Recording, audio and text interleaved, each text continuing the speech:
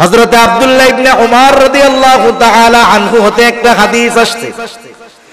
আব্দুল্লাহ ইবনে উমর রাদিয়াল্লাহু তাআলা আনহু বলেন, এই হাদিসটা, এই ঘটনাটা আল্লাহর নবী একবার, দুইবার, 3, 4, 5 বার নয়, বারবার আমাদের কাছে বর্ণনা করেছেন যে বনি ইসরাইলের মধ্যে এক জালেম ছিল। এই জালেমের নাম হলো কিফিল, ধনাঢ্য জালেম, টাকাওয়ালা জালেম।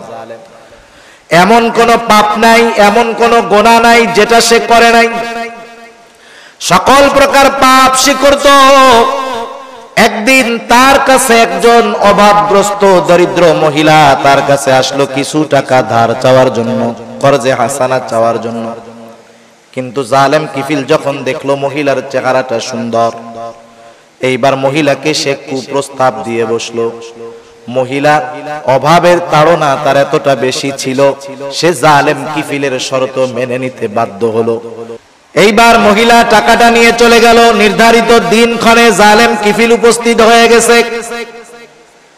কিফিল গিয়ে বলতেছে, ও মহিলা, তুমি যেই প্রতিশ্রুতি দিয়েছিলে তুমি তোমার প্রতিশ্রুতি পূরণ করো। এইবার মহিলা কান্না শুরু করে দিল। কিফিল বলতেছে, এখন কেন কান্না করো? আমি কি তোমাকে কোনো কিছু জোর করেছি নাকি? এই শর্তে রাজি হয়েই তো তুমি আমার কাছ থেকে টাকা এনেছো।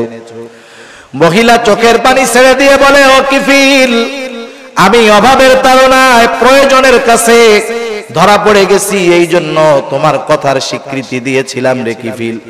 কিন্তু আমি তো জীবনে কোনোদিন এরকম অপরাধ করি নাই, জেনা করি নাই। আমার তো ভয় হয় কিফিল, তোমার সাথে জেনা করার পরে আমি যদি মারা যাই, আমি আল্লাহ তাআলার কাছে একজন জেনাকার হিসাবে উপস্থিত হব। ও কিফিল, আমার কান্নার কারণ হলো আল্লাহর ভয়, আল্লাহর ভয়। এতটুকু কথা জালেম কিফিলের অন্তরের মধ্যে পরিবর্তন এনে দিল। জালেম কিফিল বলতেছে, আমি তো কোনো অপরাধ নাই যেটা বাদ দেই নাই। মহিলা 60 দিরহাম তার কাছ থেকে ধার নিয়েছে। কিফিল বলতেছে, যাও, তোমাকে 60 দিরহাম সাদাকা করে দিলাম, আর আমি আজকে থেকে ওয়াদা করলাম, তাওবা করলাম, আমি আর কোনোদিন জিনা করব না, সুদ খাবো না, আল্লাহ তাআলার নাফরমানি করব না, কোনো প্রকার পাপ করব না। জালেম কিফিল তাওবা করে বাড়িতে চলে গেল। ঘটনাক্রমে রাতের বেলায় জালেম কিফিল মারা গেল। জালেম যদি মারা যায়, মানুষ মুখে না বলতে পারুক, অন্তরে অন্তরে খুশি হয়। কিন্তু আল্লাহ রব্বুল আলামিন কিফিলের ব্যাপারে আল্লাহ তাআলা জানায়া দিলেন, আল্লাহ রব্বুল আলামিন কিফিলকে ক্ষমা করে দিয়েছে। আল্লাহ সুবহানাহু ওয়া তাআলা কত বড় ইনসাফওয়ালা আমাদের উপরে, কত বড় রহম করেছেন, কত বড় দয়া করেছেন। আল্লাহ সুবহানাহু ওয়া তাআলা কোরআনুল কারীমের মধ্যে যেই আদেশ করেন, সেই আদেশ বাস্তবায়ন করার পদ্ধতিও আল্লাহ তাআলাই বলে দেন। সুবহানাল্লাহ। যেমন আল্লাহ তাআলা কোরআনুল কারীমের মধ্যে তাকওয়া অর্জন করার আদেশ করেছেন। আল্লাহ তাআলা কোরআনুল কারীমের মধ্যে বলেন, ইয়া আইয়ুহাল্লাযীনা আমানুত্তাকুল্লাহ হাক্কা তুকাতিহি ওয়া লা তামুতুন্না ইল্লা ওয়া আনতুম মুসলিমুন। আল্লাহ রাব্বুল আলামিন ঈমানদারদেরকে উদ্দেশ্য করে বলেন, হে ঈমানদারেরা, তোমরা আল্লাহ তাআলাকে ভয় করো, যথাযথভাবে ভয় করো। আল্লাহ তাআলাকে ভয় করার কথা, তাকওয়ার কথা, গুনাহ থেকে বেঁচে থাকার কথা আল্লাহ তাআলা বললেন। এখন যদি আমরা আল্লাহ তাআলাকে প্রশ্ন করি, আয় আল্লাহ, আপনি যে আমাদেরকে মুত্তাকি হতে বললেন, তাকওয়া অর্জন করতে বললেন, আমরা কিভাবে তাকওয়া অর্জন করব? কারণ কোরআনুল কারীমের মধ্যে আল্লাহ তাআলা যেটা আদেশ করেন সেটা বাস্তবায়নের পদ্ধতিও আল্লাহ তাআলা বলে দেন। যেমন কোরআনুল কারীমের মধ্যে নামাজের কথা আছে, নামাজ কিভাবে বাস্তবায়ন করতে হবে, কিভাবে পড়তে হবে, আল্লাহ তাআলা এটাও আমাদেরকে জানায়া দিয়েছেন।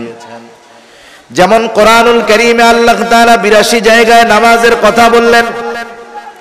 এখন যদি আমরা প্রশ্ন করি নামাজ আমরা কিভাবে পড়ব, আল্লাহ তাআলা আমাদেরকে ইঙ্গিত দিয়ে দিয়েছেন, সূত্র দিয়ে দিয়েছেন। আমি আদেশ করেছি নামাজের এই নামাজটা শিখতে হবে মুহাম্মাদুর রাসূলুল্লাহ সাল্লাল্লাহু আলাইহি ওয়াসাল্লামের থেকে। এজন্যই আল্লাহ রাব্বুল আলামিন কোরআনুল কারীমের মধ্যে বলেন, কুল আতিউল্লাহ ওয়া আতিউর রাসূল। আল্লাহ রাব্বুল আলামিন বলেন, তোমরা আল্লাহর আনুগত্য করো, তার রাসূলের আনুগত্য করো। আল্লাহর আদেশ মান্য করো, রাসূলের আদেশ মান্য করো। এখন আল্লাহর আদেশ হলো বান্দা ওয়াকিমুস সালাত, নামাজ কায়েম করো। আমরা যদি বলি আল্লাহ কিভাবে করব, কোন পদ্ধতিতে করব, আল্লাহ তাআলা বলেন তোমাদের কোনো চিন্তা নাই, তোমরা আমার হাবিবের অনুসরণ করো, হাবিবের আনুগত্য করো। এরপরে আল্লাহ তাআলা আর আয়াতের মধ্যে আমাদেরকে জানায় দেন, মাইয়ুতি'র রাসূল ফাকাদ আতাআল্লাহ। যে আল্লাহর রাসূলের আনুগত্য করলো সে আল্লাহরই আনুগত্য করলো। আর রাসূলুল্লাহ সাল্লাল্লাহু আলাইহি ওয়াসাল্লাম বললেন, নামাজের আদেশ আল্লাহ তাআলা কোরআনে করেছে। আর আল্লাহর নবী বললেন, সাল্লু কামা রাআইতুমুনি উসাল্লি, তোমরা নামাজ ওইভাবে পড়ো যেভাবে তোমরা আমাকে নামাজ পড়তে দেখো। যত আদেশ আছে কোন না কোন ভাবে আল্লাহ তাআলা ওই আদেশ বাস্তবায়ন করার পদ্ধতি দেখায় দিয়েছেন। সুবহানাল্লাহ। মনে করেন আপনি একটা ছেলেকে বললেন যে তুমি আগামী দিন সকাল বেলায় চট্টগ্রাম যাবা, চট্টগ্রাম শহরে যাবা, হালি শহর যাবা, বাইজিদ বুস্তামি যাবা। কিন্তু ছেলেটা জীবনে আপনার ওই ব্রিজের ওই পারে যায় নাই। বলেন তো, যতই সহজ জায়গা হোক না কেন, অচেনা জায়গা যত সহজ হোক, কিন্তু এটা কঠিন জায়গা। অপরিচিত জায়গা যত সহজ হোক, এটা প্রথমবার কঠিন লাগবে, স্বাভাবিক। আপনি যখন তাকে আদেশ করবেন যে আগামী দিন সকাল বেলায় তোমাকে শহরে যেতে হবে, সে তো জীবনে কোনোদিন শহরে যায় নাই, সে তো রাঙ্গুনিয়াও কোনোদিন যায় নাই।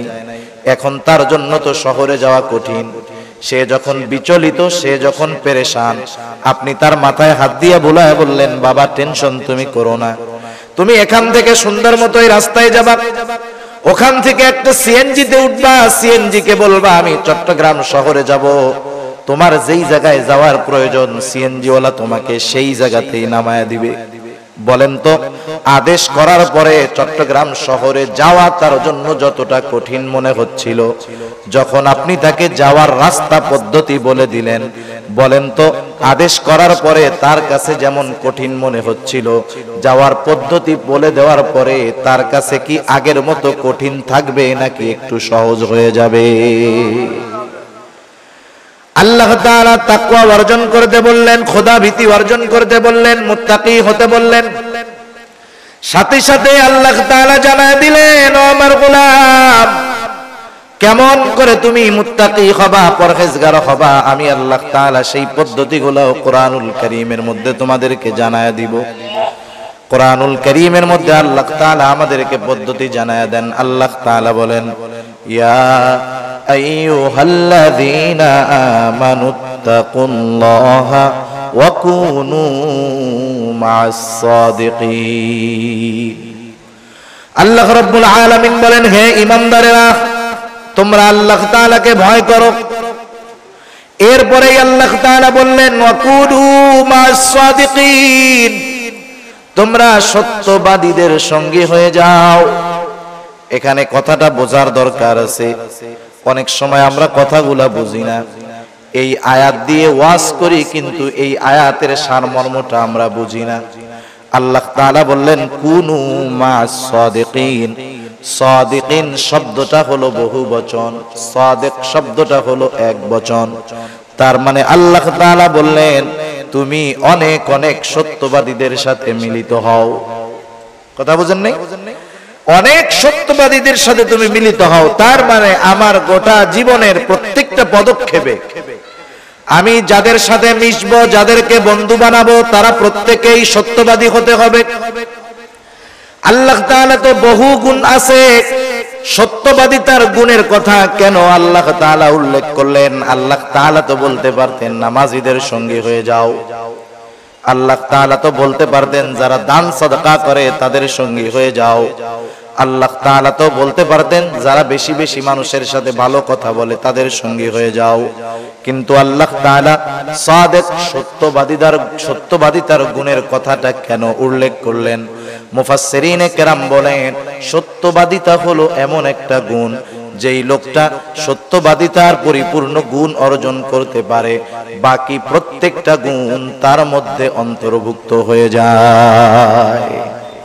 পরিপূর্ণ সত্যবাদিতার গুণ যে অর্জন করতে পারছে তার মধ্যে বাকি গুণগুলা এমনিতেই চলে আসে। সুবহানাল্লাহ। কারণ সত্যবাদিতা হলো কল্যাণের বিষয়।